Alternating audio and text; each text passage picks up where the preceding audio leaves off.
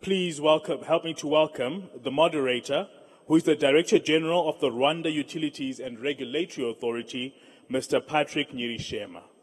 A round of applause.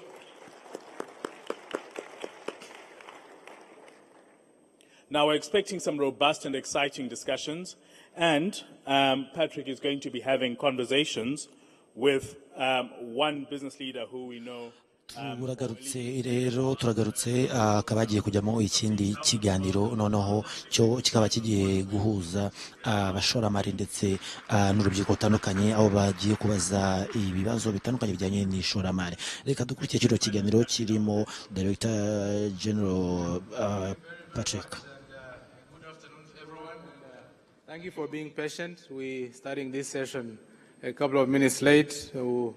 Try to catch up with the time. I just want to start by briefly introducing the business leader in this spotlight session this afternoon, Greg Weiler. Some of you might not know him, but Greg has invested the last 15 years in bridging the digital divide. This definitely is something of keen interest to all of us here on the continent, and we're going to dive deeper into the session. Greg has successfully built a number of businesses. He's no stranger to Rwanda. In fact, about 15 years ago, Greg was here in the country. He built the first optic fiber network in Rwanda and probably the first 3G network in Africa, I believe. So it's a great pleasure to have Greg back. He has since built a number of businesses, OneWeb with 20 satellites in the Constellation. He currently is chairman of OneWeb. I also want to point out that he has been recognized and received numerous awards such as the Arthur C. Clarke Award for Endeavors in Space, numerous innovation awards, and just last year, he was voted as the most powerful person in telecom in the US in an industry-wide poll. So please join me in welcoming Greg Weiler to the Trans-Africa Summit. So Greg, this is quite an impressive resume of what you've done. Please tell us very briefly about your journey, how you got to where you are today. Well, thanks. The best is yet to come. But after growing up and I built my first company, entrepreneurship's always been in my bones. I've always liked building things and creating, and you have a vision and it's not real and no one believes in it, and then you start to make it happen, and then all of a sudden, there it is. So I built a semiconductor cooling company in my 20s, and I was fortunate enough to sell it. But the big thing about it that hit me after I sold it was it didn't matter. It made no impact on the world. I built things that were faster, better, and cheaper than someone else. It created value. It was purchased by a public company. Sort of great, but so what? And after that, I really started to think about what can we do to impact lives? What's important? And it was really the internet was really was picking up, and I was very interested in it and interested in Linux. And shortly after that, I came here, and I saw a lot of challenges. We don't have to go into the descriptions, but it was a lot of challenges, obviously, in the early 2000s. And I saw people who believed in the future, things that weren't there but yet to come. And once you believe, that's the hardest part. Once you start believing, and then after that, you can make it happen. And when we started to connect people, you could see that lives changed. And it really became clear that the most important thing we can do for humanity was to bridge the divide, was to get people connected, because you unlock human potential. And it was from that started me to look up into the sky and to build a satellite system, and then to build this next satellite system. Building things that matter. I like the phrase. Now, tell us specifically why bridging the digital divide matters to you. You've invested 15 years of your life in that. Why does it matter? It's probably one of the most important things we can do for humanity. Often I was asked for many years, and I like to see the conversation changing. I was asked, why aren't you bringing water? Why aren't you bringing medicine? And I would answer that very clearly, like, we need to get the foundations in there so that people can help themselves. You can do things for people, you can donate, but if you help people, and help them absorb ideas and help them innovate on their own, then you can help masses of people. They can all help themselves. And so ICT is not about the SDGs. It's not about any individual SDG. It is underlying every SDG. And earlier when we talked about ministries, a ministry of ICT is not it should be about supporting all of the other ministries so that private investment comes in so those other ministries can more effectively accomplish their jobs while ensuring that individuals are growing and their own entrepreneurship and individual capabilities. Can you also tell us briefly how your experience in Rwanda influenced and shaped you to get to where you are today?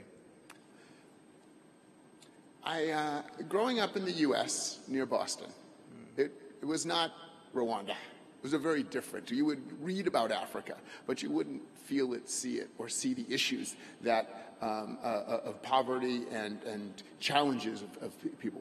And coming to Africa all around, including some back then in Rwanda, to see the issues meant that maybe there's something more that we could do, and how can we help? And it really came back to me. So once I saw the impact you could have on people's lives, I realized how I could contribute, which was to bring internet access. And last night I had a little reunion with a lot of my friends from here that we used to work together. And every single one of them, I'm so proud of their success today. And one of them works, Ghislaine, who works in Rita, and others who are just so capable today. And when I met them, they were latently capable. They had a lot of ideas and energy, but they didn't have the resources and maybe the external motivation. But now they're part of the people that are shaping Rwanda, and I'm so proud of that.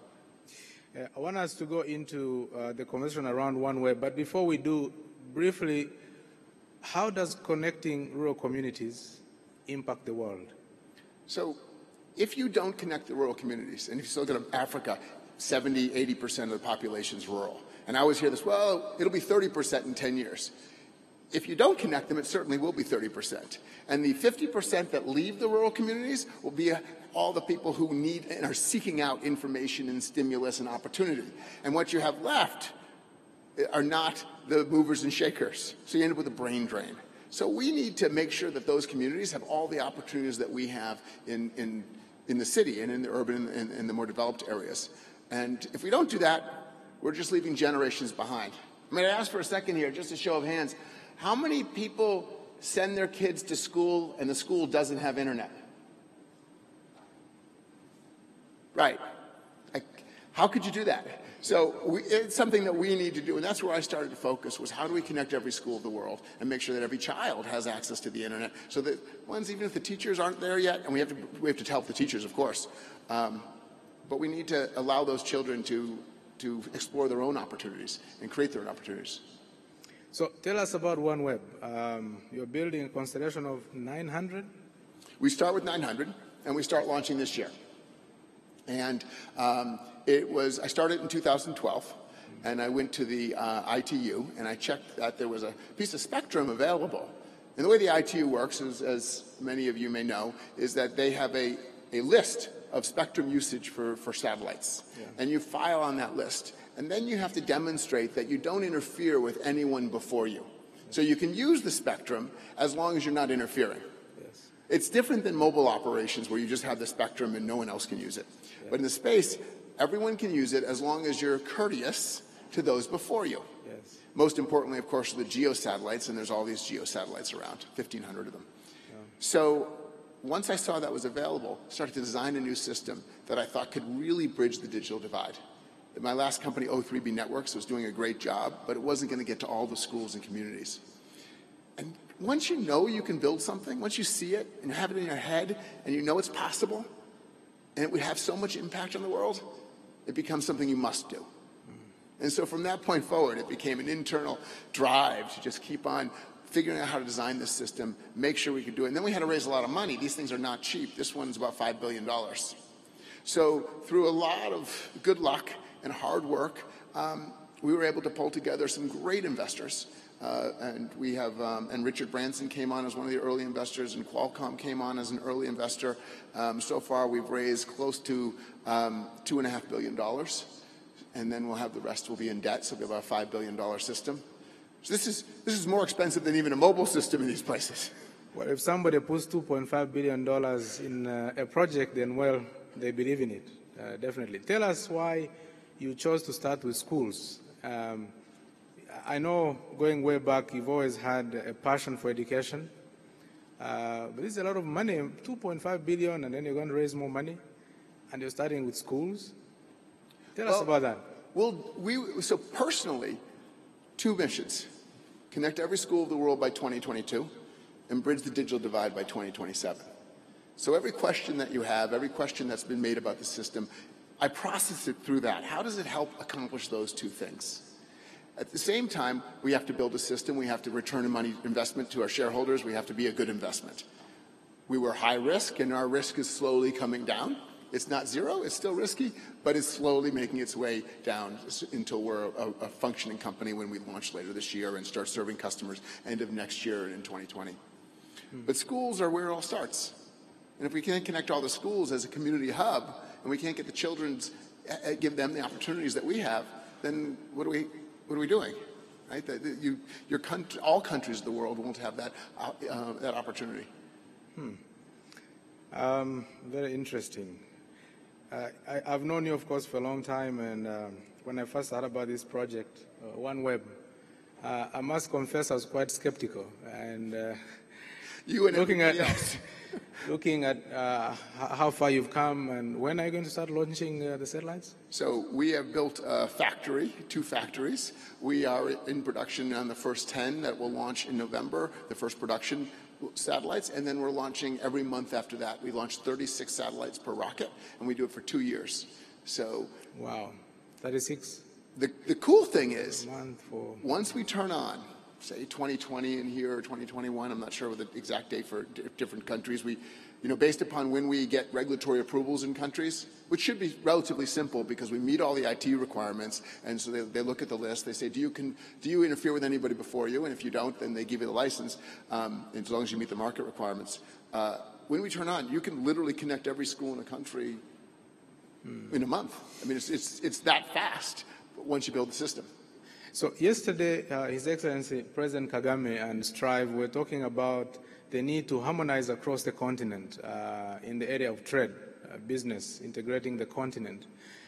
Can you briefly talk about what role governments can play to accomplish the mission you set out to accomplish, bridging the digital divide? Yes, for sure. Any large project depends on regulatory foundations, on regulatory certainty. And in the telecom world, it's mostly spectrum certainty. If we don't have access to the spectrum we need, then you don't have a system. And in our case, we already have the access because we meet all the ITU requirements. So what we need to make sure is we need to protect it, that all the countries need to follow the ITU regime, which is a very well thought through regime, and need to protect the ITU rules. And as long as everyone follows the ITU, it's good. But we need to make sure that we all do, and we read the rules and we follow them. And then that will enable this system, which is so large and so much investment has gone into it, to be available in each of their countries. I want to bring the audience into the conversation, but before I do, just 2 more questions. One, how do you get local entrepreneurs and telecom operators to be part of what you do? Because if you want to impact the whole world and you want to operate in so many countries, you definitely cannot do it alone. How do you... You're absolutely right. You cannot do it alone. No. If you want to get all the little islands and the people, little communities, if you want them connected, you have to empower local ISPs, people to become an ISP.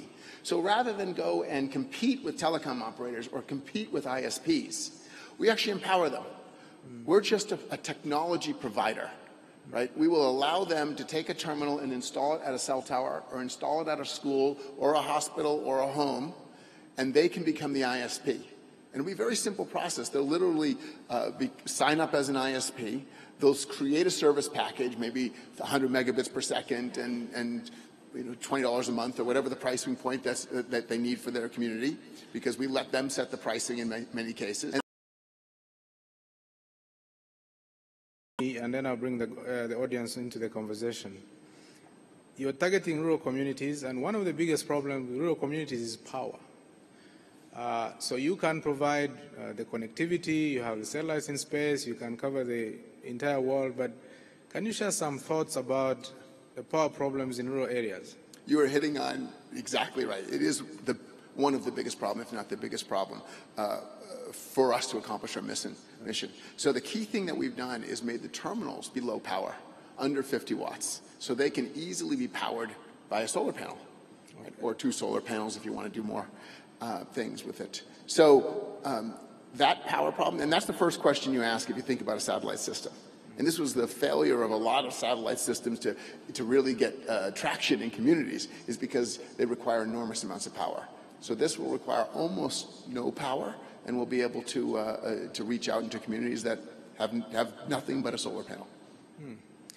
I'd like to see if there are anyone in the audience that would like to share some thoughts, questions.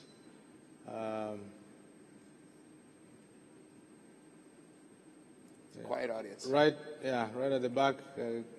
I see 2 hands at the back. If Proro can help with, and then we'll come in front.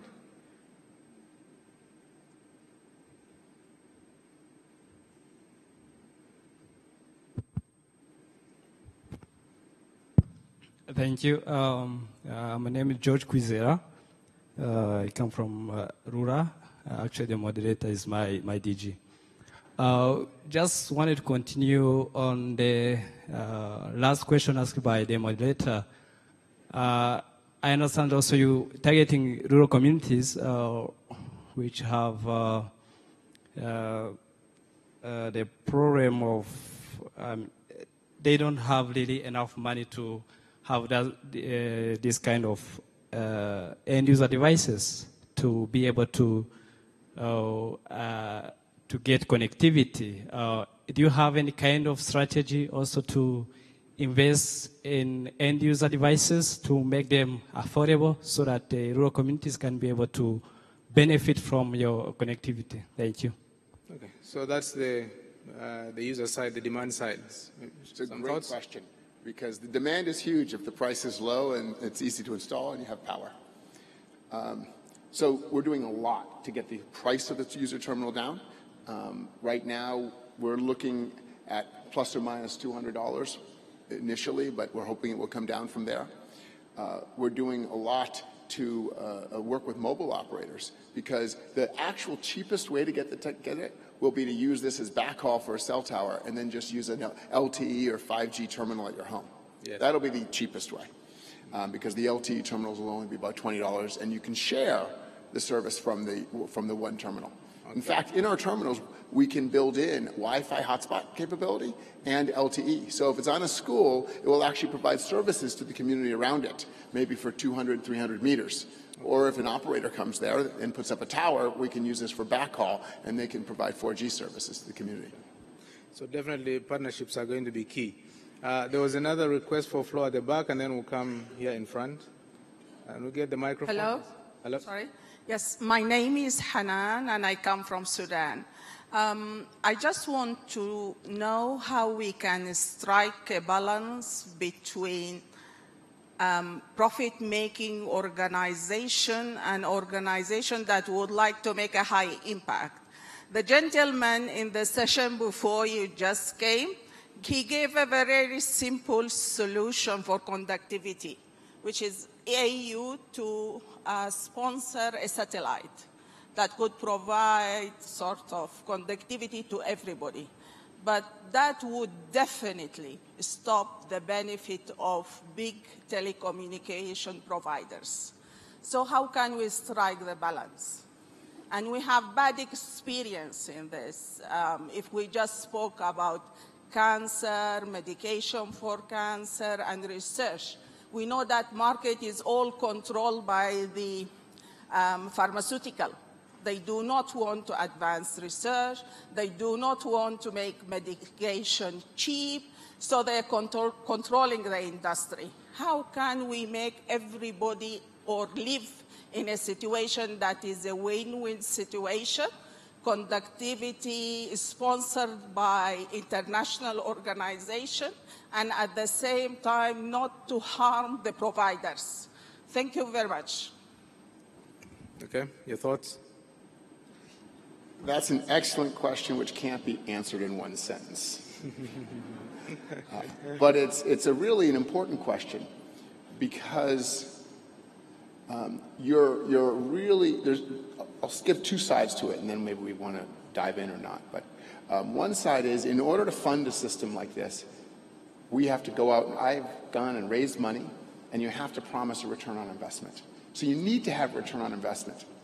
You also need to be able to provide services to communities at a price point they can afford.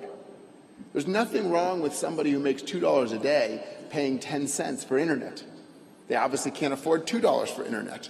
But if you can strike that right balance of making something affordable and allowing somebody to feel the wonderfulness of actually having earned the money themselves and achieving something and buying it, then you actually are doing double good for the community. You're giving them a goal that they've set, an accomplishment that they've had, and they can enjoy the rewards of their time. So the first point is it needs to be cheap. But now we move on to the second side, which is, should internet be a right? And, you know, like oxygen, right? We all have air, we have sidewalks, and I'm taking a bit from Mr. Negroponte, who talks about this, and the answer is yes, it should be. The question we don't know is when. You can't dictate something before it's possible. You can dictate it as a goal, as something to strive for. I believe that at some point internet will be paid for by governments and will be free to everybody. The question is, what point will it be, will the price be low enough that the governments can afford it, maybe as some base level services or base level opportunity for people to have, sort of a safety net, if you will. That wouldn't put providers out of work. People take buses and get work for you get money to go buy food. It didn't put the food companies out of business. So there are ways of creating safety nets which won't harm the innovation and entrepreneurship that you need for the business community and the investment that you need. So it's an excellent question, and it's one that philosophically we struggle with. Something I have made clear to all my investors is that these two missions are really important. So if you invest, and we put this money in, just know that I'm going to stay very focused on accomplishing these missions. While there's plenty of markets that will make money and we get a lot of pressure to go to these other markets, we want to make sure we strike the right balance and we accomplish these goals. I see Professor Negroponte is in the room. He talks a lot about of course, internet being a human right. But you know what? We still pay for water, we pay for electricity. And maybe what we can hope for right now is to get it as cheap as possible, and it's very affordable. Maybe sometime in the future, who knows, it will be free. I saw another hand somewhere in front here. Yes, please. Can we get a microphone? Please raise your hand so they know where to bring the microphone. Yeah. Okay, right here.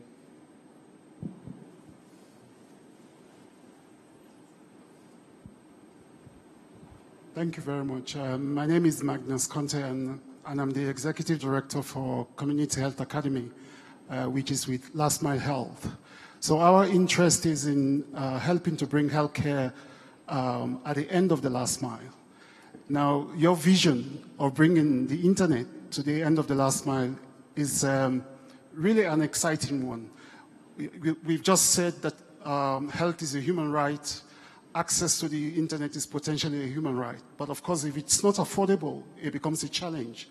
My question then, which is similar to comments that have already been made, is if we accept that health is a human right, how can your company or your business develop a business model or plan that will allow for health facilities and the health sector to have free access to your service so that we can bridge the two human rights that we are talking about here, and ensuring that those of us NGOs that are working at the last mile and trying to promote universal health access, we can actually ride on your success to deliver health care at the last mile and meet that human right to access to health and access to the internet.